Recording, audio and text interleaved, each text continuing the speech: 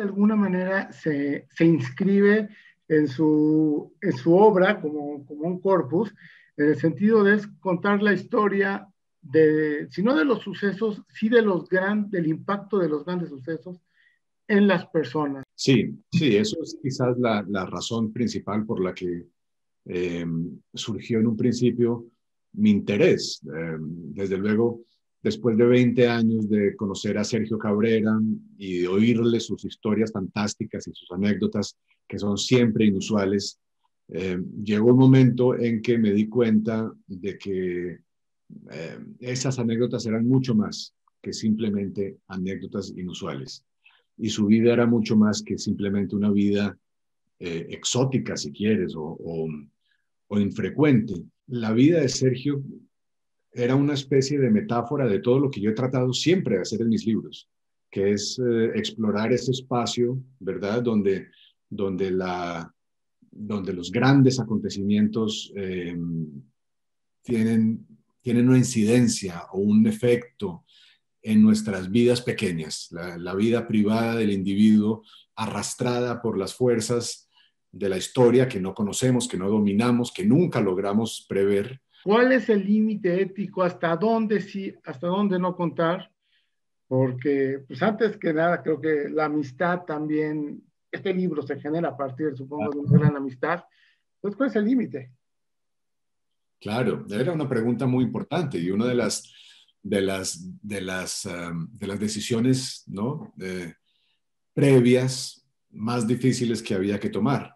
Eh, y, mi, y mi idea fue manejar una especie de precepto médico, decir, no hacer daño, no hay que hacer daño, no voy a escribir, no voy a publicar una sola línea que pueda dañar a alguien, porque además es un libro que es como nitroglicerina pura, ¿verdad? El material de mi libro era verdaderamente un material explosivo que podía hacer mucho daño en un país como Colombia, tan polarizado, donde ciertas historias, entre ellas todo lo ligado a las guerrillas, sigue produciendo mucho dolor, mucho resentimiento y muchos sentimientos ambiguos en Colombia. Yo tomé la decisión de darle a Sergio el derecho de editar o censurar todo lo que quisiera una vez yo terminara el libro.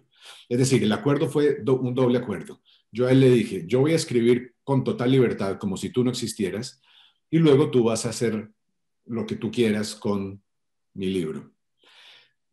Eso por una cuestión de respeto. Y yo simplemente crucé los dedos y esperé que su intervención fuera la menor posible, ¿no? En mi libro. Y el resultado fue fantástico porque Sergio tomó la decisión, que tiene que ver también con el hecho de que él es un narrador y un artista, tomó la decisión de no intervenir, de dejar el libro tal como se lo presenté yo. ¿La amistad es más importante que la literatura? Tal vez Huxley decía que un escritor que tuviera que decidir entre digamos, el no hacer daño a su familia o escribir un buen libro, si el escritor es genuino, va a escribir el libro siempre. Eh, y decía que la oda a la urna griega vale cualquier número de señoras ancianas. Yo ya no lo creo, lo creí en un momento, pero ya no lo creo. Como creo en la literatura, como un acto de interés por el otro, de curiosidad por los otros seres humanos y de profunda empatía, ¿no? Aunque la palabra ya esté tan desgastada porque los políticos la han manoseado tanto. Eh, pero como creo en esa idea de la literatura, cada vez me cuesta más esfuerzo pensar, sentirme cómodo con la idea de hacer daño con un libro. Y siempre intentaré no hacerlo. Luego los libros tienen sus exigencias y lo obligan a uno a negociar, ¿verdad? Pero creo que mi principio general sí es el de que los seres humanos están por encima de los libros. No hacer daño, pero sí cuestionar, porque al final también la novela plantea muchos cuestionamientos. Y hay un cuestionamiento desde Sergio, la relación paterna, que es una relación muy intensa, muy fuerte, hasta un propio cuestionamiento de Colombia, de cómo llega al momento al que llega actual, y que se parece mucho también, como bien decía, a Latinoamérica. Sí, es verdad. La novela en ese sentido hace preguntas muy difíciles, muy duras, pero es que no se escriben novelas para hacer preguntas fáciles, ¿verdad? No se escriben novelas para hacer preguntas cuya respuesta sea evidente tampoco. Yo quería explorar territorios que son muy ambiguos todavía en nuestros países latinoamericanos, nuestra relación con las revoluciones de los años 60, que sigue viva y sigue siendo muy ambigua. Nuestra relación con esos ideales, con esa idea de utopía y con las corrientes ideológicas que no solo marcaron a toda una generación de manera indeleble, como le pasó a Sergio y a su familia, sino que de alguna manera han seguido estando presentes en nuestros países, en el mío de manera tan clara que hoy mismo cuando estamos tratando de negociar todavía una paz, la paz ya firmada, pero seguimos tratando de negociarla, esos relatos están en nuestro consciente. Esa es una de las razones por las que para mí fue inevitable sentir que escribiendo este libro iba a poder echar un poco de luz sobre rincones de un relato que en Colombia sigue siendo oscuro. En algún momento se le comparó se le dijo el García Márquez, el nuevo García Márquez colombiano, y precisamente García Márquez fue un hombre que se casó con una ideología hasta el final, Sí. y usted ya pertenece a otra generación. ¿Qué relación tiene con las ideologías a estas alturas? Bueno, yo tengo una posición en el mundo que es la de un novelista. La novela, decía Milan Kundera, es un espacio, lo decía en los Testamentos Traicionados, que es un libro que a mí me gusta mucho. La novela es un espacio donde suspendemos el juicio moral, donde dejamos de ver el mundo en términos de un juicio después del cual condenamos o absolvemos, y lo que intentamos es entender. Eso es lo que yo trato de hacer en mis novelas, entender. Lo que pasa es que también soy un ciudadano, y soy un ciudadano que ha escrito columnas de opinión política desde hace muchos años, durante 7 años, de manera semanal, rigurosamente, y por supuesto que tengo un modelo de sociedad en mi cabeza que me gustaría defender. Pero uno de los grandes esfuerzos para escribir esta novela es dejar mis ideas y mis convicciones fuera del libro. Tratar de mirar la realidad que cuento desde el punto de vista de Sergio Cabrera en cada momento de su evolución. Y hay lugares en los que nos encontramos y hay lugares en los que no pensamos lo mismo. En la novela, el esfuerzo que yo hice fue desaparecer de la historia que estaba contando para tratar de que se contara por sí misma y para tratar de ver y sentir y experimentar el mundo desde la conciencia de alguien que no soy yo. Esto es lo que yo creo que forma parte del ADN de la novela. Esto es la razón por la que la novela sigue siendo irreemplazable, por esa capacidad que nos da para ver y sentir el mundo desde una conciencia ajena. Y esto parece que ahora ya no está de moda. Cada vez más pedimos a los novelistas que nos cuenten historias desde su propia experiencia, desde su propia conciencia, desde su propio lugar en el mundo. Y yo sigo pensando en una novela que explora lo que yo no soy, ¿no? Una manera de sentir la realidad desde una conciencia que no es la mía. Y en ese sentido también la novela es una reflexión sobre el proceso creativo, sobre la forma de entender la ficción y sobre la relación con el lector, porque quien la leemos sabemos que es una historia real lo que usted está contando, pero está dentro del marco de una novela y el pacto es, no, es ficción. Este libro no es una crónica y no es un reportaje. ¿Por qué no? Porque aunque nada de lo que yo cuento en términos de los hechos, de las vivencias de Sergio Cabrera y de su familia es inventado por mí, todo ha sido interpretado por mí. Es decir, eh, los, todo ese lado que es la provincia realmente de la novela, que son las emociones, la moralidad, lo que pasa en la conciencia de una persona, todo eso forma parte de el acto de imaginación que yo he hecho de Sergio Cabrera. Es decir, él me contaba lo que le pasaba, pero no me contaba cómo se sentía, ni cómo lo interpretaba, ni qué movimientos de su sensibilidad se iban dando. Eh, eso me correspondía a mí como novelista, imaginarlo. Y en ese sentido es que defiendo la idea de imaginación moral como esa capacidad que tenemos para ponernos en la piel de otro y ver el mundo desde otras coordenadas, que es el acto de imaginación que yo hice en la novela. De manera que sigue siendo una novela y sigue siendo ficción incluso, eh, aunque no cuente nada inventado por mí.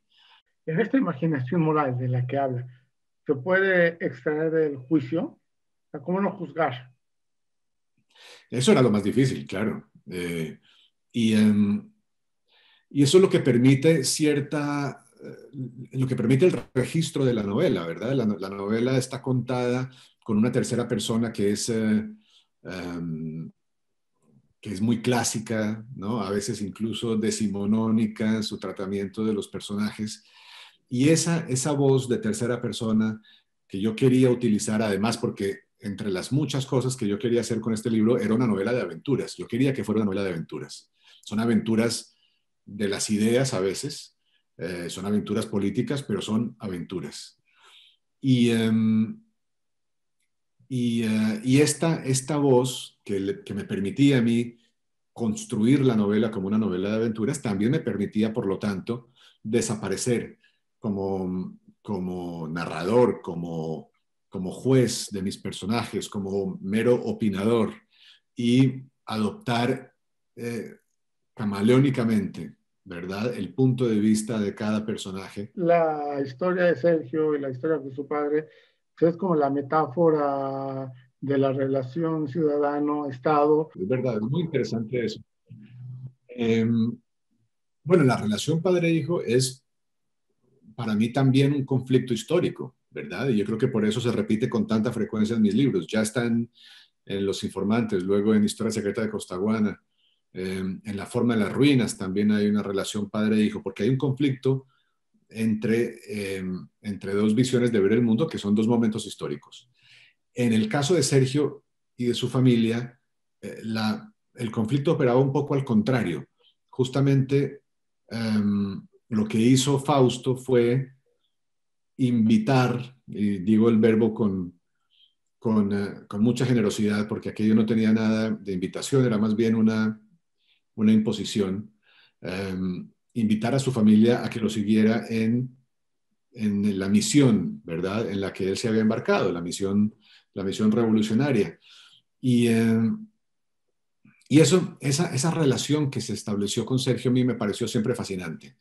El momento en el año 2016 en el que Sergio está en Lisboa a punto de salir para Barcelona cuando muere su padre y él decide no asistir al entierro de su padre.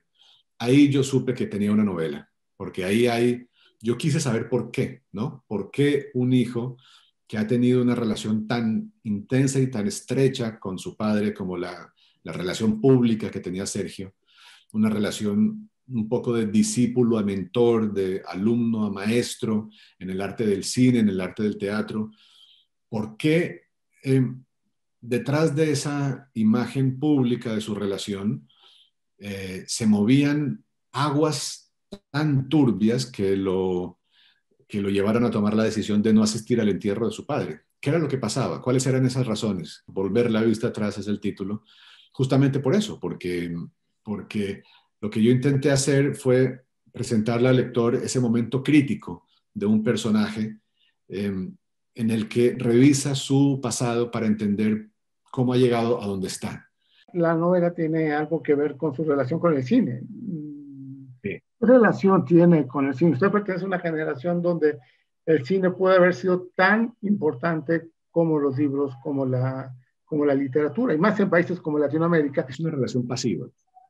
Soy un gran espectador, muy dedicado de cine, y hay películas que han sido importantes para mí emocionalmente, pero tengo que decir que aquí nuevamente me siento una especie de anacronismo, porque yo sí he visto que el cine ha marcado la manera de hacer literatura de mi generación, y en cambio a mí no me ha pasado nunca eso. Más bien, cada vez miro más atrás en el tiempo. Yo crecí y aprendí a escribir novelas con el boom latinoamericano y con la generación perdida, Hemingway, Fitzgerald, eh, y en general los escritores de entreguerras, Joyce era muy importante para mí al comienzo de mi carrera, todavía lo sigue siendo. Y luego cada vez me voy más para atrás. Y hoy diría que después de que Conrad se haya vuelto la figura más importante para mí,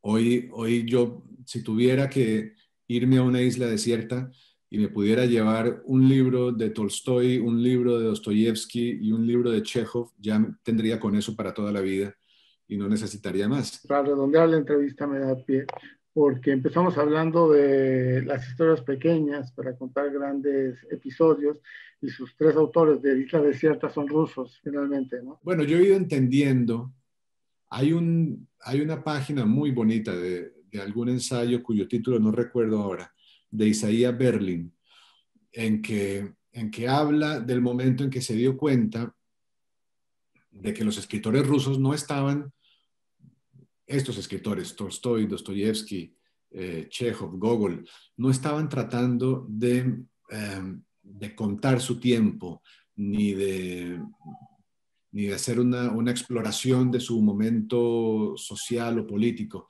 sino que estaban haciendo preguntas morales, grandes preguntas morales. Eso es lo que hace Ana Karenina, eso es lo que hace Los demonios, eso es lo que hacen los cuentos de Chekhov. Y en ese momento entendió Berlin la relación tan especial que había tenido siempre, que tenía y había tenido siempre con las novelas, con la ficción rusa. Y yo siento un poco lo mismo. Esa manera de entender la literatura como un espacio donde hacemos grandes preguntas muy difíciles, que son preguntas morales, que son preguntas existenciales, si quieres, donde podemos tratar de contar contradicciones. Eso es lo que yo he tratado de hacer en este libro, en Volver la vista atrás. Contar un lugar que es profundamente ambiguo y contradictorio para nosotros.